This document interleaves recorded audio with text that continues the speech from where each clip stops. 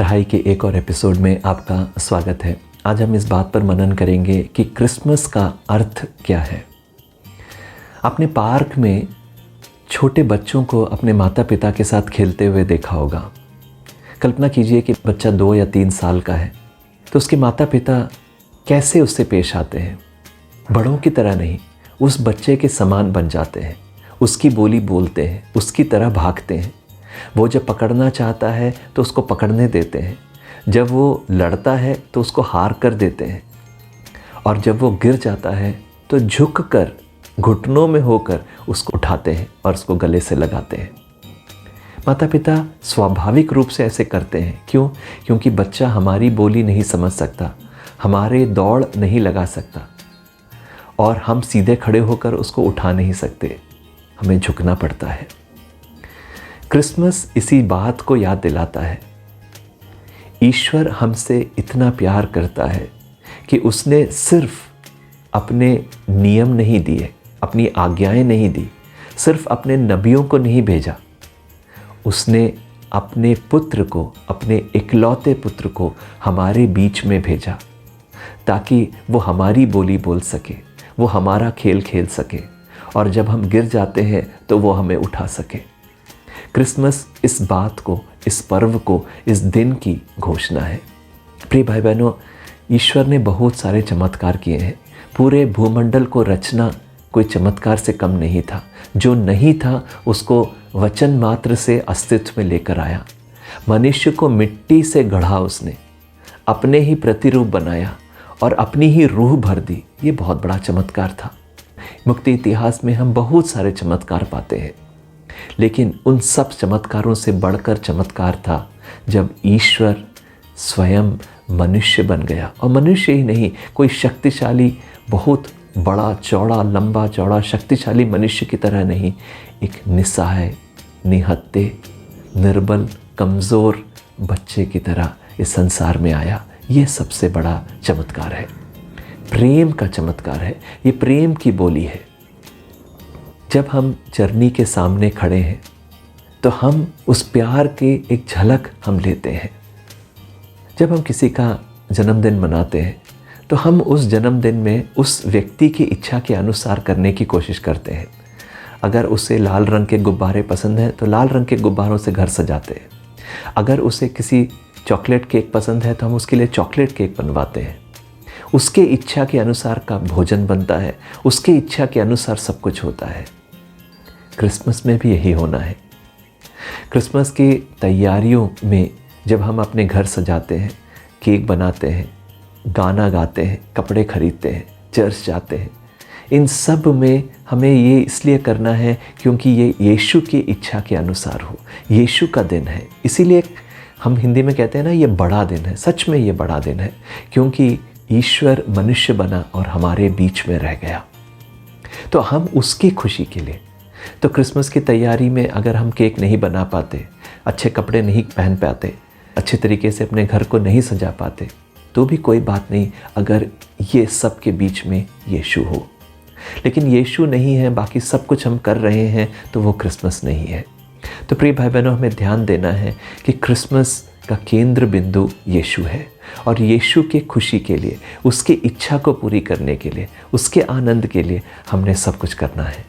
कई लोग सोचते हैं कि क्रिसमस सांता क्लॉस का जन्मदिन है। नहीं, ये यीशु का जन्मदिन है, संसार के मुक्तिदाता, उस प्रेमी परमेश्वर का, जिसने बिना हिसाब के हमसे प्यार किया, उसका जन्म है।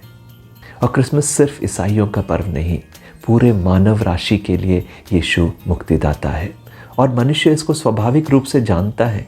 इसलिए हम पाएंगे कि चर्चों में लोग, हर प्रकार के लोग, हर दर्जे से लोग, हर स्थिति के लोग, हर धर्म के लोग आते हैं। क्यों? क्योंकि पूरे संसार को इस मुक्तिदाता की ज़रूरत है, और ईश्वर बाहें पसार कर उस पिता की तरह हमारी प्रतीक्षा करता है, ताकि वो हमें सीने से लगा सके। जो दुखी हैं उन्हें आनंद का संदेश है, जिन्होंने उत्साह खो दिया है उनके जीवन में आशा का संदेश है, जिन्होंने हार मान लिया है उनको फिर से सहारे का संदेश है। क्रिसमस पूरे मानव राशि के लिए है, इसीलिए हम सितारा टांगते हैं, हम जब स्टार लगाते हैं तो हम ये कह रहे हैं कि जिस प्रकार मंजूषी जो किसी और देश से, कहीं दूर देश से, किसी और धर्म को मानने वाले ढूंढते मुक्तिदाता को पा लेते हैं, उसी प्रकार हर एक ढूंढने वाला, हर एक धर्म का व्यक्ति जो प्यासा है वो यीशु को पाएगा। क्रिसमस इसका संदेश है और ये न्योता भी है। दूसरी बात जो हमें ध्यान देनी है क्रिसमस के बारे में वो ये है कि यीशु के जन्म के समय हम पढ़ते हैं यूसुफ और माता मरियम, उन्होंने राजा की आज्ञा को पूरी करने के लिए अपना शहर नाज़रेत छोड़कर बेथलेहम गए, क्योंकि वहाँ पर जनगणना हो रही थी, सेंसस लिया जा रहा था। तो राजा के उस आज्ञा को पूरी करने के लिए उन लोग करीब 90 मील 145 किलोमीटर की यात्रा करते हैं। आप सोचिए, कभी भी बच्चे को जन्म देने का समय आ सकता है, और उस समय मरियम उस स्थिति में 145 किलोमीटर की यात्रा करती है। ये आसान नहीं है, ये मुश्किल है, लेकिन वो धर्मी है। तो उसको पूरा करने के लिए जब वो बेथलेहम जाते हैं, जब उसका गर्भ का समय पूरा हो जाता है, बाइबल में लिखा है, संत लूकास के सुसमाचार 2 अध्याय में पढ़ते हैं कि उसने पुत्र को जन्म दिया और चरनी में कपड़ों में लपेट कर लेटा दिया, क्योंकि सराय में जगह नहीं थी। मैं आपसे पूछना चाहता हूँ, बेथलेहम में रहने वाले लोग अगर ये जानते कि ये सचमुच संसार का मुक्तिदाता है, उनके धर्म ग्रंथ में लिखा मुक्तिदाता है, तो क्या वो यीशु को जन्म लेने के लिए जगह नहीं बनाते? ज़रूर सराय खाली करते, सराय क्या अपना घर खाली कर देते, अगर उन्हें पता होता कि ये मुक्तिदाता की माता है। लेकिन यही तो क्रिसमस का संदेश है। क्रिसमस का संदेश यही है कि ईश्वर किस प्रकार से हमारे जीवन में आएगा हम नहीं जानते, इसलिए हमें तैयार रहना है। हम जैसे सोचते हैं उस रूप में, उस समय में, उस आकार में परमेश्वर नहीं आता है, लेकिन जैसे हम नहीं सोचते हैं उस प्रकार से ईश्वर हमारे जीवन में आएगा। जब हम रेड लाइट पर गाड़ी रोकते हैं और कोई गरीब आकर हमारे शीशे से मुंह लगाकर याचना करता है, क्या वो ईश्वर की आवाज़ है? जब कोई आकर हमसे कर्ज मांगता है, पैसे मांगता है, कोई बीमार कहता है कि मैं अच्छा होने के लिए मुझे अस्पताल में ट्रीटमेंट के लिए पैसे नहीं है, हम जिससे बात नहीं करना चाहते वो हमारे प्यार के लिए ललायित होता है। ये हमारे घर में हो सकता है, हमारे आस पड़ोस में हो सकता है। हम जिसको नहीं सोचते उस रूप में ईश्वर आएगा, ये बतलाने के लिए क्रिसमस का संदेश है। मदर टेरेसा कहती थी, I see Christ in the ugly disguise of the leper. कोढ़ी के उस विरूप चेहरे में छिपे हुए यीशु को मैं पहचानती हूँ। और ये आँखें हमने परमेश्वर से, ये नयन हमने परमेश्वर से मांगना है, क्योंकि परमेश्वर किन भागों में, किन लोगों में, किन परिस्थितियों में, किन मुखौटों के पीछे परमेश्वर छिपा हुआ है हम नहीं जानते।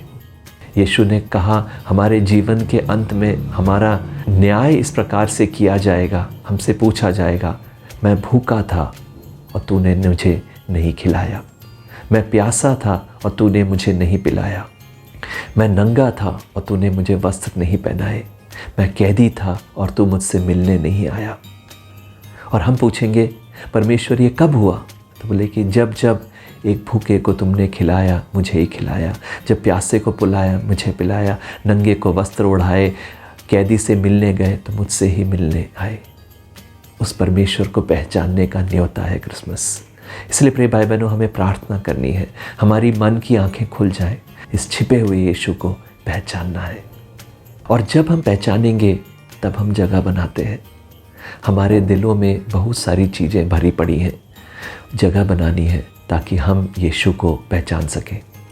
तीसरी और अंतिम चीज़ जो मैं आपसे कहना चाहता हूँ ये है कि माँ मरियम और संत यूसुफ से हम कुछ सीख सकते हैं। एक चीज़ यह है कि जब वो राजा की आज्ञा पूरी कर रहे थे, वो लंबी यात्रा कर रहे थे, बड़ी चुनौती, बड़े मुसीबत को सामना करना पड़ा होगा, लेकिन हम कहीं पर भी उन्हें भुनभुनाते, शिकायत करते गुस्सा करते, रोते पीटते नहीं देखते हैं।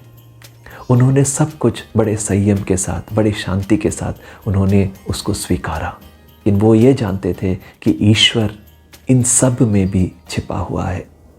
और जब उन्होंने राजा की आज्ञा को पूरी की, सच में किसकी मर्जी पूरी हुई? वचन में लिखा है कि बेतलहम से मसीहा आएगा। ये ईश्वर की भविष्यवाणी थी।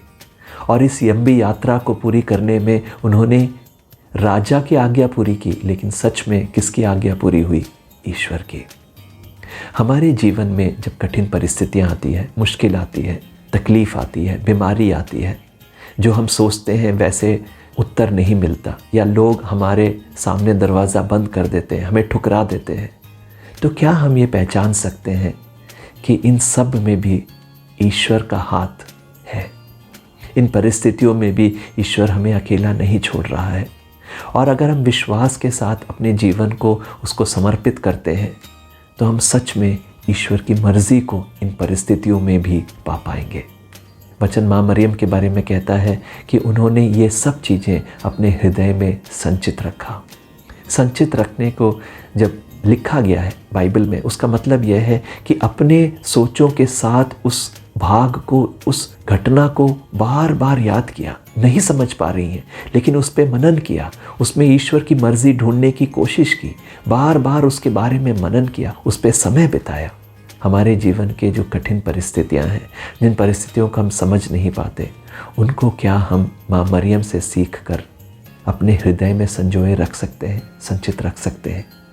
तो 3 चीज़ें हमने सीखी। पहली चीज़ ये कि क्रिसमस यीशु के बारे में है। सब कुछ कर लें, उसमें यीशु नहीं है तो क्रिसमस नहीं है। लेकिन कुछ भी ना करें, लेकिन सबके बीच में यीशु है, तो सच में ये क्रिसमस पूरा हुआ है। दूसरी बात यह कि हमारे हृदय में जगह होनी है। जगह होने के लिए हमारे नयन खुले होने चाहिए, और ये कृपा हमने ईश्वर से मांगनी है। तीसरी और अंतिम चीज़, जिन परिस्थितियों को हम समझ नहीं पाते, जो हमारे समझ से परे हैं, उन परिस्थितियों को स्वीकार करना और उन बातों को अपने हृदय में संचित रखने की कृपा प्राप्त करनी है। प्रार्थना करने से पहले मैं सभी लोगों को बड़े दिन की शुभकामनाएं देना चाहता हूँ। मे God bless you all. May you have a very beautiful and wonderful and joyful Christmas. आइए हम प्रार्थना करें। हे पिता परमेश्वर, आज के इस दिन के लिए और इस समय के लिए धन्यवाद देते हैं। हम क्रिसमस के बड़े पर्व में प्रवेश करने वाले हैं। हमारे हृदयों को, हमारे मन को तैयार कर, ताकि हम तेरे पुत्र के लिए जगह बना सकें और उसकी मर्ज़ी अपने जीवन में पूरी कर सकें। यीशु मसीह की मीठे और मधुर नाम से मांगते हैं, आमीन। May God bless you. See you soon.